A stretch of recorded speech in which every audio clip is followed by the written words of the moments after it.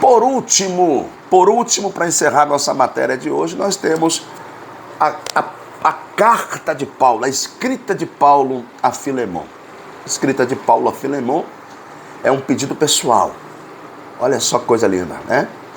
Não vai ser mais uma epístola a um grupo de pessoas, não vai ser mais uma epístola a uma cidade ou uma igreja. É um pedido pessoal, particular, tá?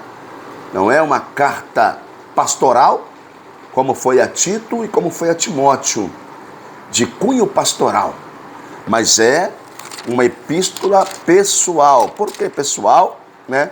Porque ele vai fazer um pedido a Filemon.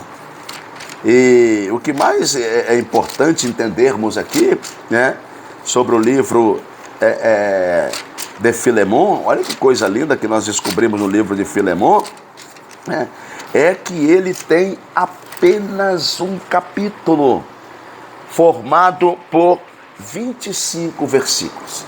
Nesses 25 versículos, Paulo vai, né, primeiramente se apresentar, como é de costume. Filemon, capítulo 1, versículo 1, está escrito assim: Paulo, prisioneiro de Cristo Jesus, e o irmão Timóteo, a ti, Filemon, nosso amado cooperador. Então já entendemos aí quem era Filemon.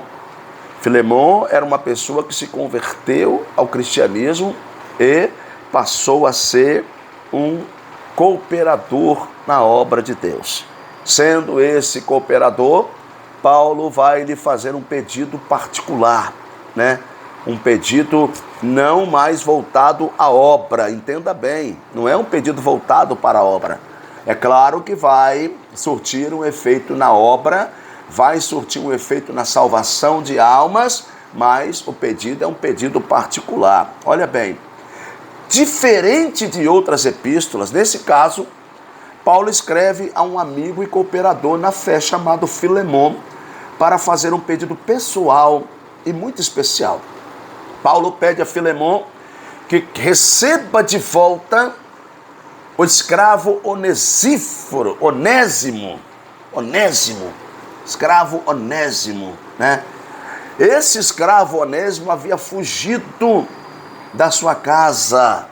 Esse escravo Onésimo que pertencia a Filemon, ele havia fugido. Olha que coisa linda, né?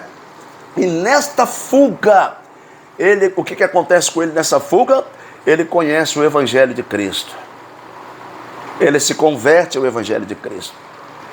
E quando ele se converte ao Evangelho de Cristo, embora ele não deixe de ser, né, escravo, embora Filemon não deixe de ser senhor dele, mas agora eles devem trazer consigo também a compreensão espiritual do perdão, né? A compreensão do perdão. Devem trazer consigo esse conceito que deve perdurar na vida do cristão, o perdão, tá? E olha só o que vai acontecer. Paulo pede ainda ao amigo Filemon que também atribuísse a liberdade a Onésimo, já que a graça de Cristo havia alcançado esse escravo após a sua fuga. Ele pede, ele faz um pedido, né? E dentro da sua palavra ele fala: eu estou pedindo como se você estivesse fazendo para mim, né? Vamos ler um pouquinho, vamos ler aqui, ó. Filemon, capítulo 1, versículo 8. Por isso mesmo, considerando que tenho em Cristo toda a liberdade para ordenar-te que cumpra o teu dever, prefiro apelar-te confiado no amor fraternal que há em ti. Eu, Paulo, o velho, e agora também prisioneiro de Cristo, venho interceder a favor do meu filho Onésimo, que gerei enquanto estava na prisão. Oh, que maravilha! Enquanto ele estava na prisão, Onésimo, que era o escravo fujão, se converte. Paulo agora escreve para Filemon intercedendo por Onésimo. Olha bem, ele no passado te foi inútil, né? Entretanto, agora é útil tanto a ti quanto a mim. Conversão, agora ele vai ser uma pessoa útil. Eu te envio de volta, eu envio de volta a ti como se estivesse enviando o meu próprio coração. Bem que eu gostaria de mantê-lo comigo, para que em teu lugar me servisse nas algemas que carrego por causa do Evangelho. Todavia não quis fazer nada sem o teu consentimento. O que é isso, irmãos? Respeito. Há uma conversão, há uma cadeia hierárquica, mas há o respeito. Pelo fato de Paulo ser o apóstolo, pelo fato de Paulo ser o cabeça, Paulo não vai desrespeitar Filemon, pelo fato de ele ser um simples cooperador, mas vai respeitar a posição dele como senhor de Onésimo. Tá? E ele vai fazer um pedido. Ele não vai lançar uma ordenança, ele vai fazer um pedido. Tá? Então vamos lá. Tá? Paulo, ao enviar a carta aos Colossenses, incluiu esta pequena carta pessoal a Filemon, um membro da congregação de Colosso. Tá? Então essas duas cartas vão juntas. A carta aos Colossenses, separado vai uma carta pessoal para Filemon, já que Filemon cooperava naquela cidade, naquela igreja. Um crente firme na fé e de grandes posses materiais. Era um homem de influência material. Sua casa era usada como ponto de pregação para os cristãos da cidade. Filemon era fonte de engajamento para outros cristãos, sendo um exemplo de fé e amor, sendo colaborador e amigo do apóstolo Paulo. Paulo inicia a epístola a Filemon com um elogio ao amado Filemon, nosso cooperador. O apóstolo Paulo tem suficiente autoridade para mandar Filemon receber o escravo Onésimo de volta, mas ao invés disso faz um apelo ao amigo, não vai usar do poder hierárquico que ele tem, não vai pisar nos menores, nos menos favorecidos espiritualmente, digamos assim, usamos essa ilustração, mas ele vai pedir um favor a um amigo. Tá? Ao encorajá-lo ao ato de amor e ao receber a Onésimo, e além disso liberá-lo, Paulo dá a oportunidade de Filemon crescer em fé e em amor pela prática do bem. Então, olha que coisa linda, o conselho de Paulo, o pedido de Paulo, abre um precedente para Filemon. Abre para Filemon uma oportunidade dele crescer. Se ele atender o pedido, se ele usar o amor, a caridade para com Onésimo, ele vai crescer espiritualmente.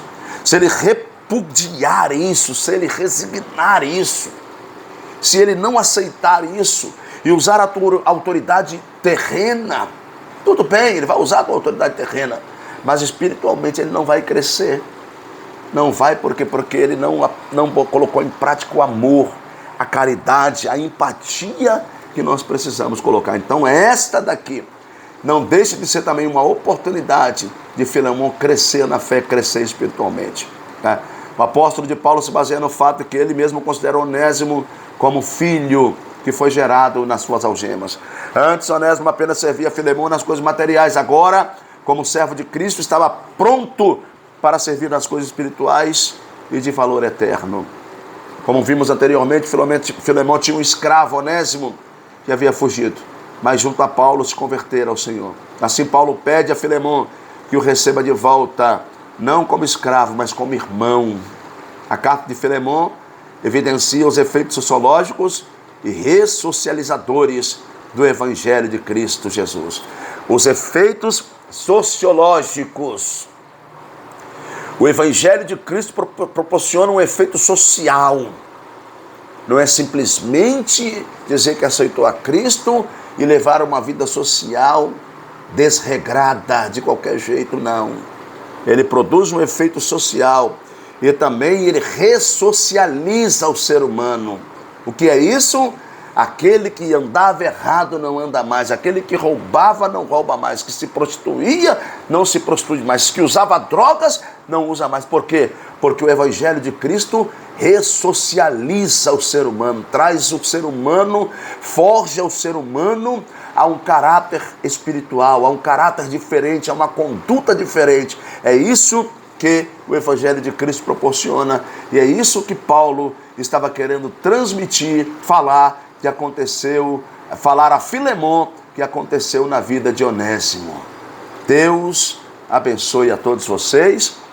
Esta aula é uma aula importante. Aí a conclusão que nós temos dela é que Paulo escreveu que nada nos separará do amor de Deus que está em Cristo Jesus, o nosso Senhor.